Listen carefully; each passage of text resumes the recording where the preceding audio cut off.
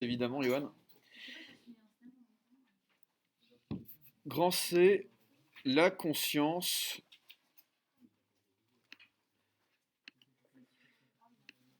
de point ou le sujet comme principe. La conscience de point, le sujet comme principe. Pardon? Ah non, la correction, je l'ai faite. En fait, je vous avais dit que je consacrais l'heure d'AP à la fin de la correction. Je l'ai fait pour ceux qui ont eu le courage de venir. Pour les autres, vous verrez bien. Alors, on va, commencer la lecture aujourd'hui et probablement même la finir, la lecture de la première méditation métaphysique de Descartes. Donc exceptionnellement, vous aurez le droit d'utiliser vos téléphones portables pour suivre le texte sur Wikisource. Je vais aller très rapidement vers quelques éléments d'introduction du texte, de l'œuvre de Descartes, avant d'entrer dans le vif du sujet. Donc, qui est Descartes? Descartes est un mathématicien prodige qui va très rapidement s'orienter dans les années 1620. Il a à peine 18 ans, vers l'étude de l'astronomie et de la médecine. Je vais fermer la porte. Hop.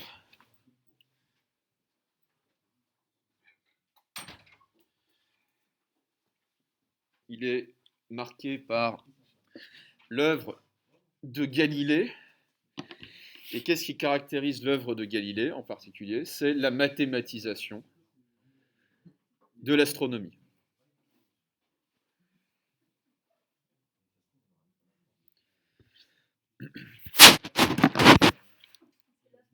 Ouais. On doit à Descartes plusieurs inventions en mathématiques, notamment la représentation graphique des fonctions. Donc, si vous faites des courbes avec des abscisses et des ordonnées, c'est grâce à lui. À cause de lui. C'est vous qui voyez. Et Descartes est également connu, Ibrahim, il est également connu pour avoir découvert les lois de la réfraction et de la diffraction.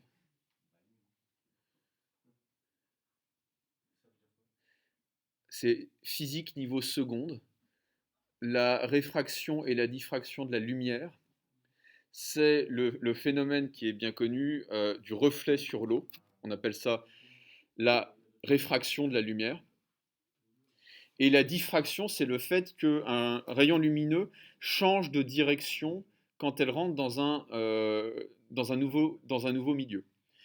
C'est le fait, par exemple, que quand vous plongez un bâton dans l'eau, selon un certain angle, le bâton va vous apparaître rompu. Voilà, c'est une illusion d'optique qui est bien connue. Le fait est que c'est parce que il y a ce phénomène de diffraction du rayon lumineux dans l'eau. Le phénomène de réfraction, il s'observe en particulier, alors non seulement dans le reflet, mais dans tout ce qui est mirage. Euh, Pourquoi est-ce qu'on voit, c'est un phénomène qui est bien connu, sur les routes d'asphalte quand il fait très chaud, ou sur les dunes de sable quand il fait très chaud également, une espèce d'étendue d'eau. C'est simplement le reflet du ciel sur une espèce de poche d'air également très chaud. Et donc on a l'impression de voir de l'eau alors qu'en réalité on voit le reflet du ciel sur le sol. Et ça, c'est Descartes qui va expliquer ces phénomènes. En fait, la grande ambition de Descartes va être de fonder la physique sur des principes extrêmement simples, qu'il appelle les natures simples, et qui sont des idées qui se pense indépendamment de toutes les autres. Autrement dit, pour Descartes, on a en nous des notions, des idées, qui sont tellement simples, qui sont tellement évidentes, qu'elles se comprennent par elles-mêmes. C'est le principe des vérités mathématiques. Et c'est ce qu'il va démontrer dans les règles pour la direction de l'esprit. En un texte qu'il va rédiger en 1628-1629, mais qui ne sera jamais achevé et qui ne sera jamais publié du vivant de Descartes. Dans les règles pour la direction de l'esprit, il explique que toutes les découvertes scientifiques peuvent être établies par démonstration, et la démonstration, on y reviendra quand on fera le cours sur la démonstration c'est l'enchaînement des natures simples, de ces notions qui sont tellement simples qu'elles ont force d'évidence.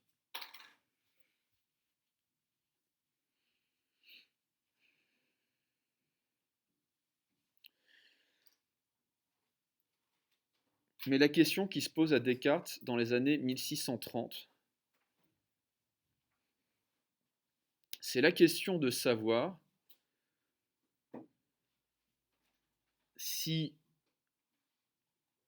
ces natures simples, ces idées extrêmement simples qui sont dans notre esprit, sont fondées elles-mêmes sur autre chose.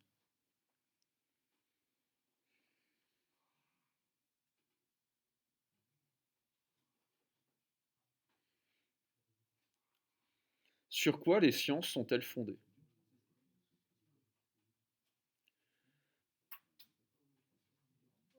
Et est-ce qu'il suffit de les fonder sur l'évidence des vérités mathématiques?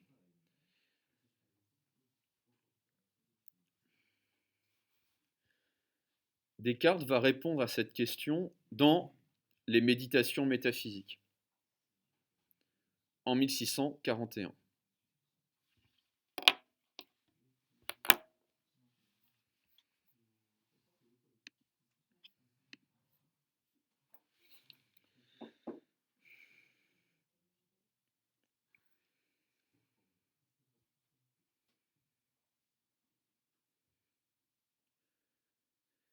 Qu'est-ce que c'est qu'un fondement? Qu'est-ce que c'est qu'un fondement? Un fondement, c'est d'abord un premier principe sur lequel on peut construire un édifice.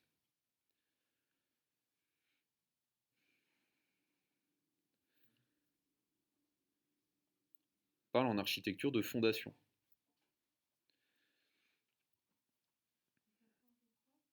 Un édifice, une maison.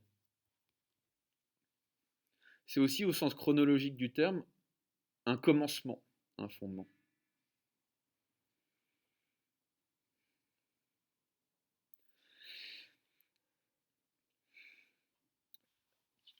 C'est enfin, troisième caractéristique du fondement, quelque chose d'absolument solide. Ou, si on est sur le terrain des idées, une connaissance indubitable, hors de doute.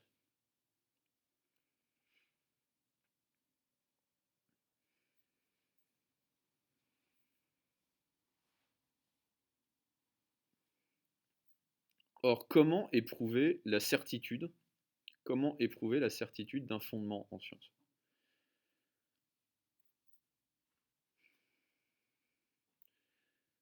Un petit peu comme on éprouve la solidité d'une voiture. On fait un crash test. Comment est-ce que vous éprouvez la solidité de quelque chose? Eh bien, vous allez consacrer énormément de ressources à construire quelque chose capable de le détruire. Et si le produit que vous avez créé est effectivement indestructible, alors vous avez atteint un principe, le principe le plus solide qui soit. Donc que va faire Descartes?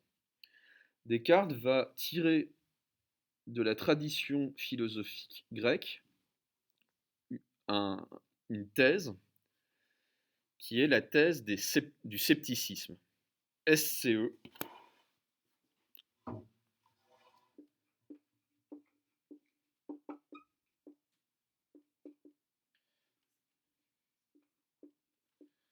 SCE-PT-ICISME, le scepticisme.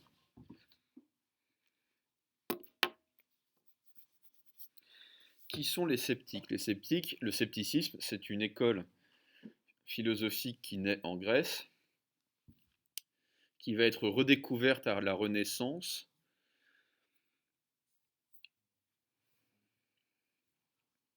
et dont l'argument est le suivant: pour être absolument certain de quelque chose, il faut être en mesure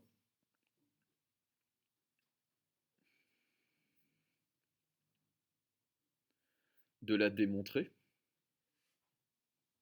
Donc en fait, les sceptiques ont pour principe la démonstration et la nécessité de démontrer pour asseoir une certitude. Mais,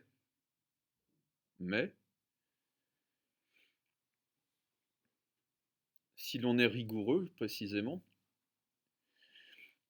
il faut être en mesure de tout démontrer.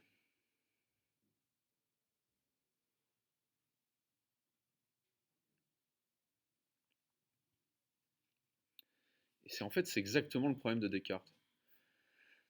Or, la démonstration, et en particulier en arithmétique et en géométrie, repose sur des principes qu'on appelle des axiomes, qui sont indémontrables. La démonstration repose sur des axiomes qui sont indémontrables, qui sont des vérités tellement évidentes qu'on ne peut pas les démontrer.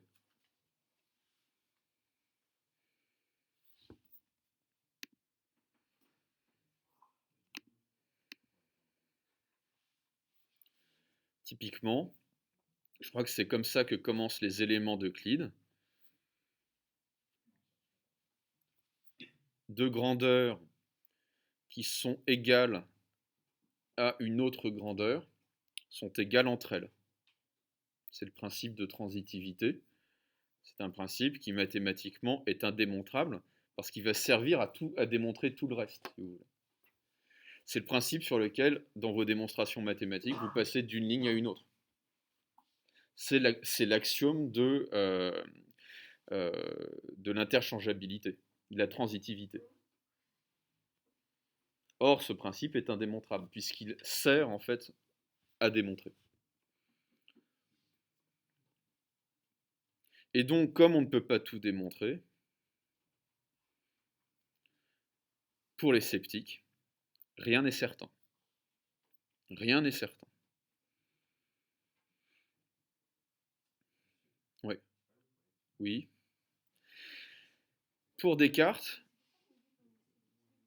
oui, c'est pour ça qu'on dit qu'on est sceptique. Le sceptique, c'est celui qui va vous expliquer que vous devez douter de tout puisque vous ne pouvez pas tout démontrer.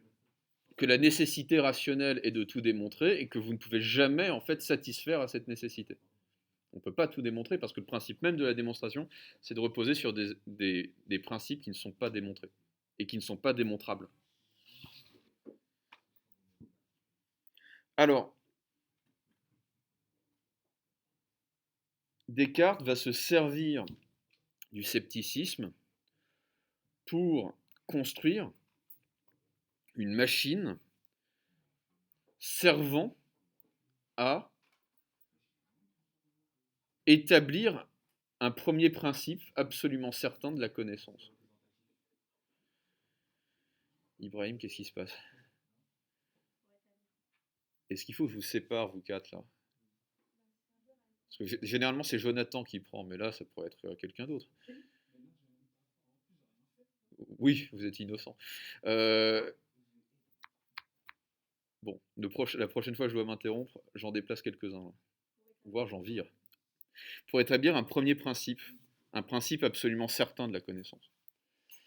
Descartes se dit la chose suivante: si je tombe sur une connaissance capable de résister au scepticisme, bah, elle sera capable de résister à beaucoup de choses, cette connaissance. Elle sera aussi certaine que qu'elle peut l'être. On va commencer à lire euh, la première méditation. Vous trouvez ce texte sur Wikisource, donc vous pouvez aller sur vos téléphones portables, vous tapez méditation métaphysique, méditation première Wikisource, ou simplement méditation première Wikisource, à mon avis vous allez le trouver.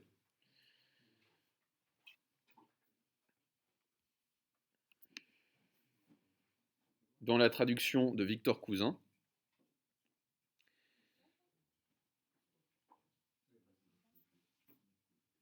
Ça commence par première méditation des choses que l'on peut révoquer en doute. Exactement. Alors, je lis le texte et je m'arrête, à mon avis, quasiment paragraphe par paragraphe pour le commenter.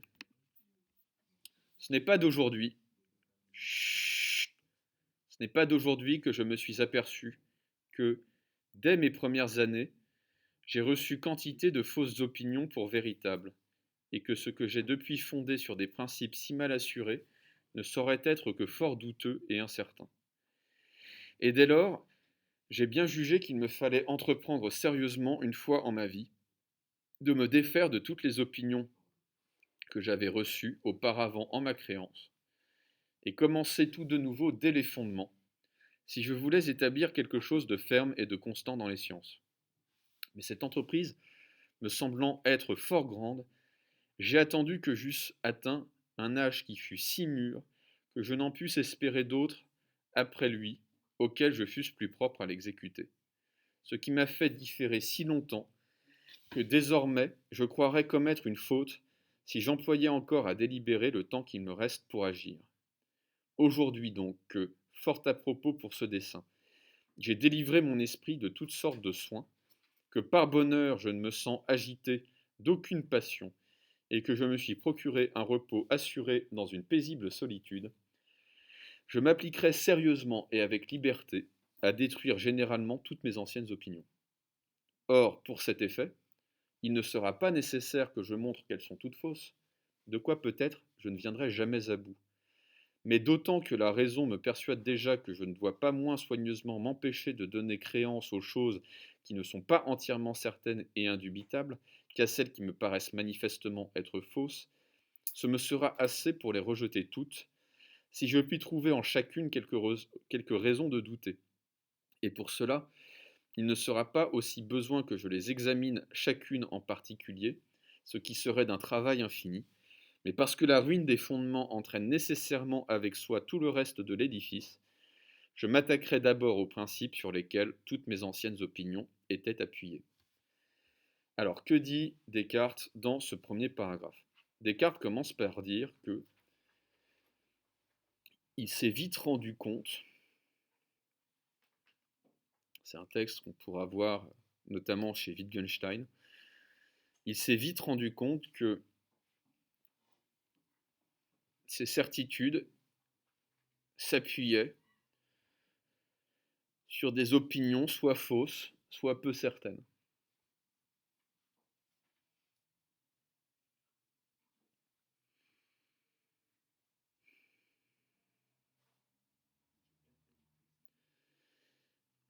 Et qu'il en était arrivé à un point, soit peu certaines, soit peu certaines. Et il en est arrivé à un point où, Ibrahim, il en est arrivé à un point où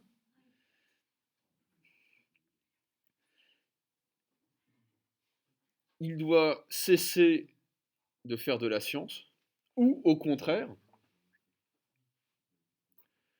la fonder.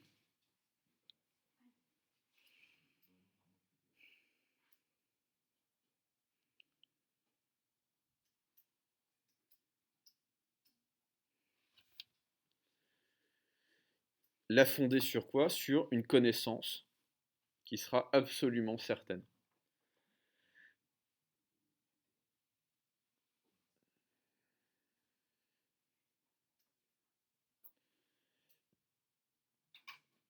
Pour cela,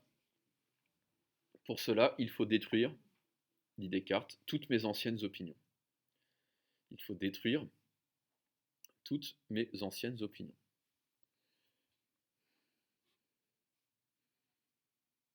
On parle beaucoup de la déconstruction en ce moment, déconstruire l'histoire, etc., etc. Descartes, c'est le père de la déconstruction. Sauf qu'il construit quelque chose, lui, après.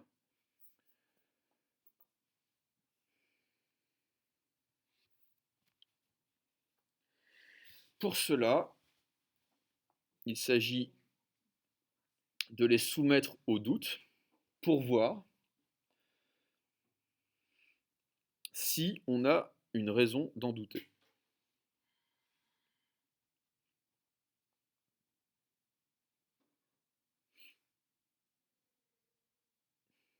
Donc, il y a deux principes qui vont guider ce doute. Le premier est l'hyperbole. L'hyperbole, c'est l'exagération. Premier principe qui doit guider le doute de Descartes, c'est l'hyperbole. Qu'est-ce que c'est qu'une hyperbole? C'est une figure de style qui vise à exagérer. Parfois, c'est une figure de l'ironie.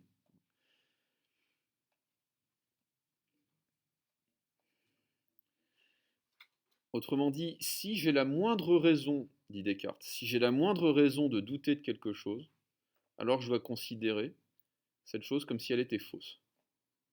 Okay.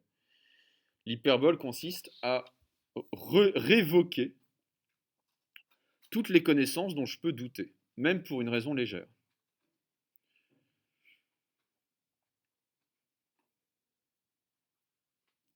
Autrement dit, mes parents m'ont expliqué quand j'étais petit que le Père Noël existait, ils m'ont menti, ils peuvent me mentir encore. Donc tout ce que mes parents m'ont appris, à l'oubliette. Certains de mes professeurs, par exemple à l'époque de Descartes en astronomie, m'ont expliqué que c'était Aristote qui avait raison et pas Galilée.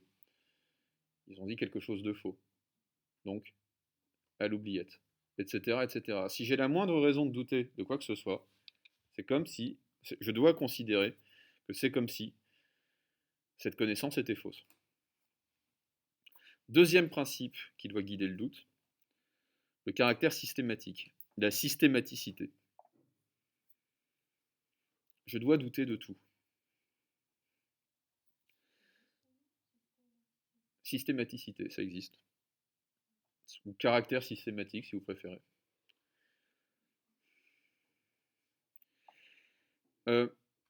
Mais Descartes dit, je ne dois pas douter de chacune de mes connaissances en particulier. Ce serait impossible.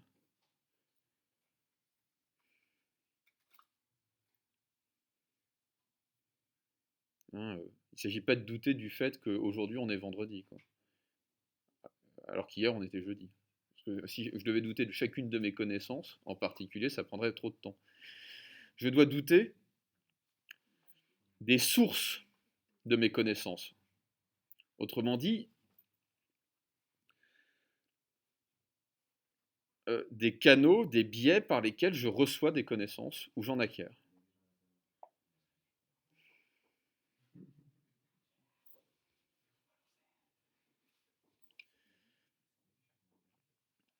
Donc, Descartes va examiner les unes après les autres les sources de mes connaissances, de nos connaissances, pour voir si on peut en douter. Je poursuis la lecture du texte. Tout ce que j'ai reçu jusqu'à présent pour le plus vrai et assuré. Chut. Là, vous ne me dites pas que c'est pas vous quand même. Hein. Tout ce que j'ai reçu jusqu'à présent pour le plus vrai et assuré, je l'ai appris des sens ou par les sens. Or, j'ai quelquefois éprouvé que ces sens étaient trompeurs. et il est de la prudence de ne se fier jamais entièrement à ceux qui nous ont une fois trompés.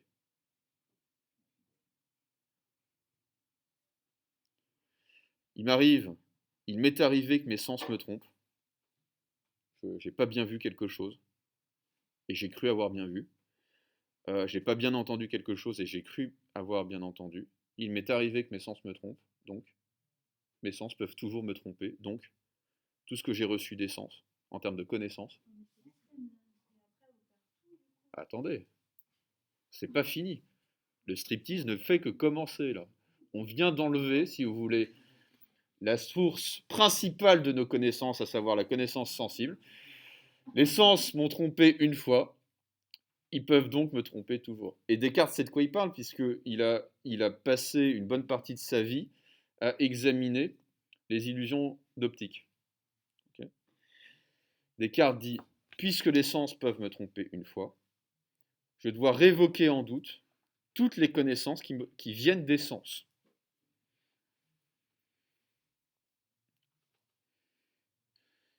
Donc Orlan, effectivement, au bout d'un moment, il ne va plus rester grand-chose.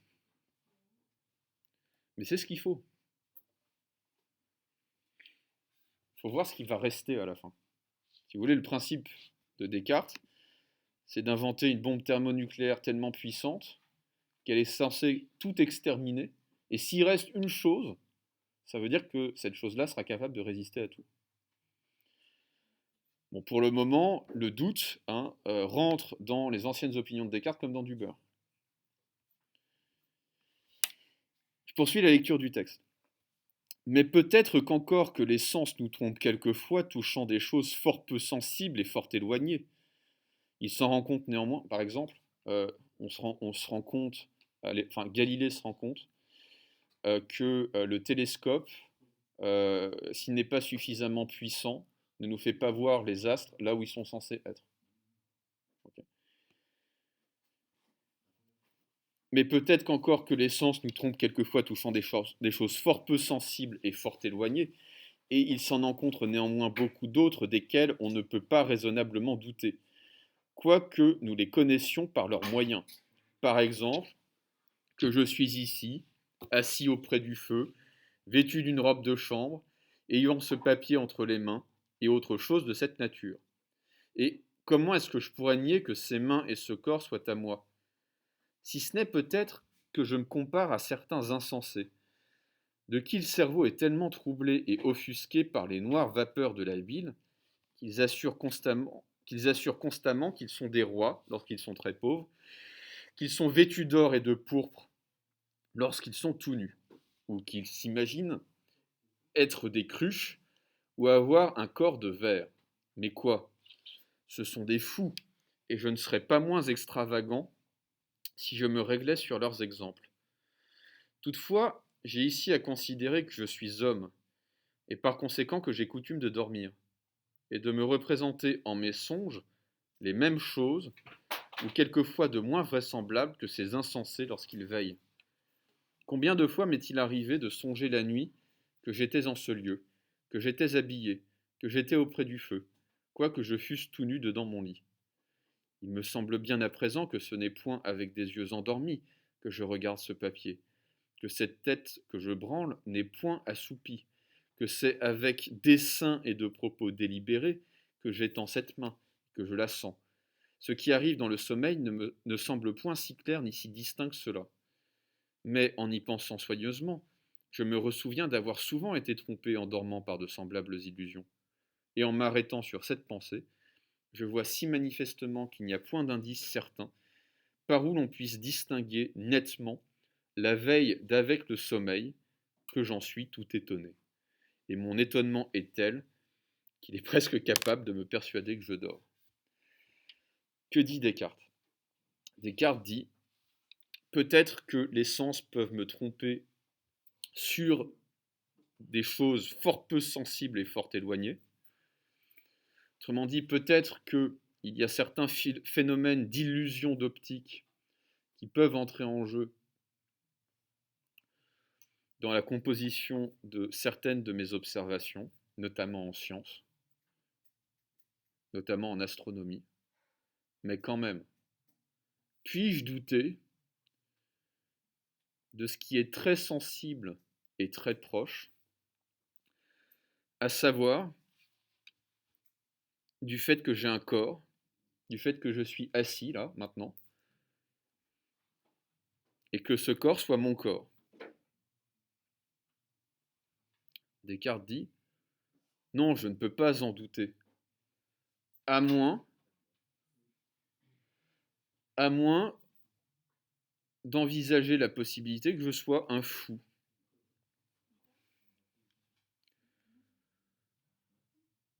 Les fous ont le cerveau tellement troublé, dit Descartes, que parfois ils perçoivent leur corps autrement qu'il n'est. C'est le principe même de l'hallucination. Dans l'hallucination, donc on peut prendre l'exemple du fou, on peut prendre l'exemple de l'ivresse, on peut prendre l'exemple de la drogue. Dans l'hallucination, on est absolument certain,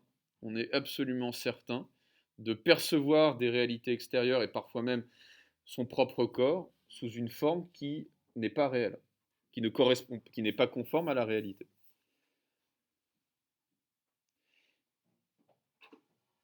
Par la suite, Descartes dit la chose suivante, mais je n'ai même pas besoin de faire l'hypothèse de la folie.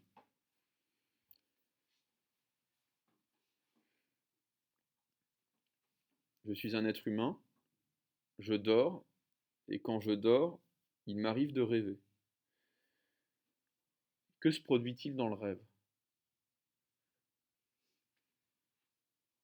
Dans le rêve, je perçois des corps extérieurs qui n'existent pas.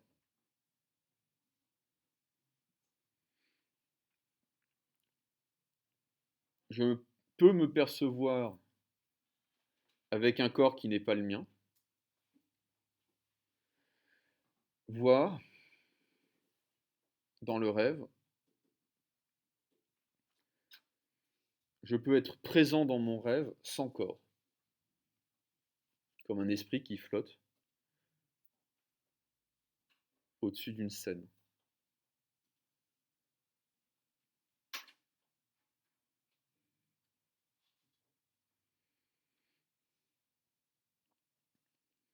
Et Descartes va dire, oui, mais là, je suis à peu près certain que je ne dors pas. Je bouge ma main de manière délibérée, je peux secouer la tête volontairement, mon corps m'obéit, et, dit Descartes, dans un rêve, euh, tout ça n'est pas si clair, tout ça n'est pas si net. Mais Descartes dit que dans un rêve, la plupart du temps, l'immense majorité des rêves ne sont pas lucides. Autrement dit, quand je rêve, je ne sais pas que je rêve. Et donc, si j'étais dans un rêve, là, maintenant, je ne le saurais pas. Je ne le saurais pas.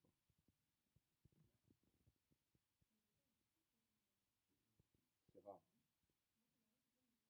Généralement, c'est le moment où on se réveille. Oui, mais précisément, l'argument de Descartes consiste à dire c'est peu important, finalement, c'est très peu important de savoir quand on ne rêve pas. Ce qui compte, c'est que quand on rêve, on ne le sait pas.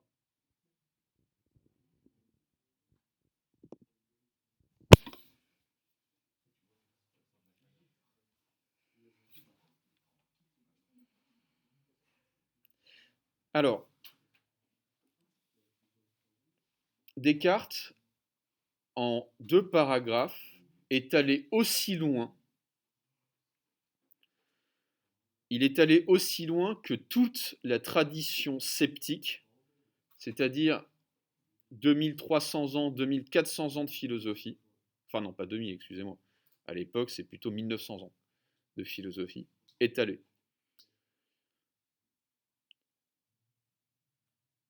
Autrement dit, Descartes n'invente rien là. Il reprend la tradition sceptique, il en suit le fil aussi loin en fait que le scepticisme, en particulier qu'un philosophe qui s'appelle Sextus Empiricus, qui est un grec. Tout le monde ne peut pas s'appeler Johann, hein. Et à l'époque, Sextus Empiricus, ça veut dire le sixième empiriste. C'est-à-dire un grec au IIIe siècle avant Jésus-Christ, il s'appelle pas Johann, il s'appelle Sextus Empiricus. Voilà, c'est comme ça. Au fond, l'argument le plus fort du scepticisme, c'est l'argument du rêve. C'est un argument que... C'est un argument qu'à la fin de la Renaissance, à l'époque baroque, des auteurs comme Shakespeare ou Calderon vont utiliser pour dire la vie est un songe. La vie est un rêve. Si ça se trouve, nos vies sont des rêves. On trouve ça dans plusieurs pièces de Shakespeare. Chez Hamlet, chez Macbeth.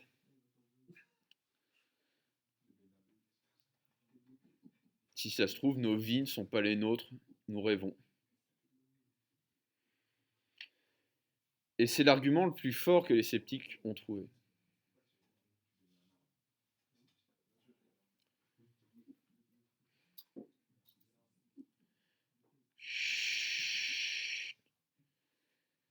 Et Descartes, son coup de génie, son premier coup de génie dans la première méditation, c'est d'aller plus loin que les sceptiques sont jamais allés. C'est-à-dire de prouver que il va le faire. Descartes va prouver, il va démontrer que même si notre vie est un rêve, certaines vérités demeurent hors de doute. Même si, vous avez vu Matrix? Même si on est prisonnier de la matrice, tout n'est pas faux dans la matrice. Et on peut être absolument certain de vérités qui sont structurantes. Ouais. Ça veut dire que certaines constantes restent vraies dans les rêves. Je poursuis la lecture du texte. Supposons donc maintenant que nous sommes endormis et que toutes ces particularités, à savoir que nous ouvrons les yeux, que nous branlons la tête, que nous étendons les mains, et choses semblables, ne sont que de fausses illusions, et pensons que peut-être nos mains ni tout notre corps ne sont pas telles que nous les voyons. Toutefois, il faut au moins avouer que les choses qui nous sont représentées dans le sommeil sont comme des tableaux et des peintures qui ne peuvent être formées qu'à la ressemblance de quelque chose de réel et de véritable, et qu'ainsi, pour le moins, ces choses générales, à savoir des yeux, une tête, des mains et tout un corps, ne sont pas des choses imaginaires, mais réelles et existantes. Car de vrai, les peintres, lors même qu'ils s'étudient avec le plus d'artifice à représenter des sirènes et des satyres par des figures bizarres et extraordinaires, ne peuvent toutefois leur donner des formes et des natures entièrement nouvelles, mais font seulement un certain mélange et composition de membres de divers animaux. Ou bien, si peut-être leur imagination est assez extravagante pour inventer quelque chose de si nouveau que jamais on n'ait rien vu de semblable, et qu'ainsi leur ouvrage représente une chose purement feinte et absolument fausse, certes à tout le moins, les couleurs dont ils les composent doivent-elles être véritables. Et par la même raison, encore que ces choses générales, à savoir un corps, des yeux, une tête, des mains et autres semblables, puissent être imaginaires, toutefois il faut nécessairement avouer qu'il y en a au moins quelques autres encore plus simples et plus universelles qui sont vraies et existantes, du mélange desquelles, ni plus ni moins que de celui de quelques véritables couleurs, toutes ces images des choses qui résident dans notre pensée soient vraies et réelles, soit feintes et fantastiques sont formées. De ce genre de choses est la nature corporelle en général et son étendue. Ensemble, ensemble la figure des choses étendues, leur quantité ou grandeur, et leur nombre, comme aussi le lieu où elles sont, le temps qui mesure leur durée, et autres semblables.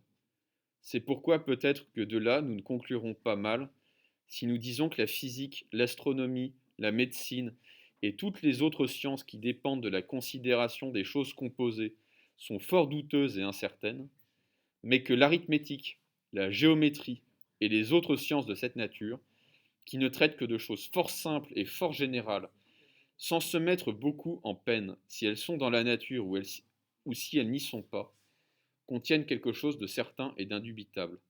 Car, Ibrahim, soit que je veille ou que je dorme, 2 et 3 joints ensemble formeront toujours le nombre de 5, et le carré n'aura jamais plus de 4 côtés. Et il ne semble pas possible que des vérités si claires et si apparentes puissent être soupçonnées d'aucune fausseté ou d'incertitude. Que dit Descartes dans ces 3 paragraphes? Descartes dit la chose suivante.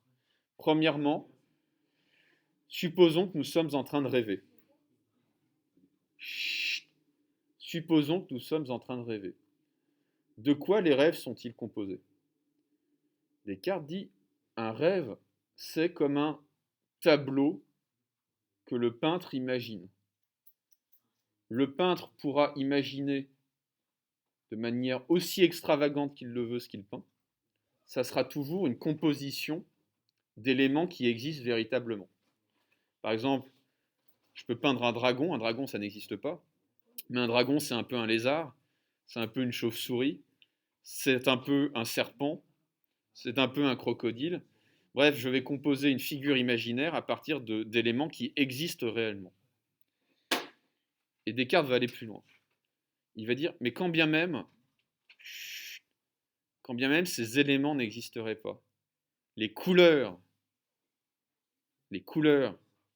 du rêve, les couleurs du tableau, elles existent véritablement. Okay. Mais quand bien même, c'est vraiment un exercice de dépouillement. Quand bien même les couleurs n'existeraient pas, qu'est-ce qui existe? Qu'est-ce qui reste vrai et constant dans un rêve? Un rêve est composé, je finis simplement ça, est composé d'objets que je peux géométriser et que je peux compter. Et donc dans le rêve, les lois de la géométrie et de l'arithmétique restent vraies. Je reprendrai là-dessus avec vos camarades la semaine prochaine.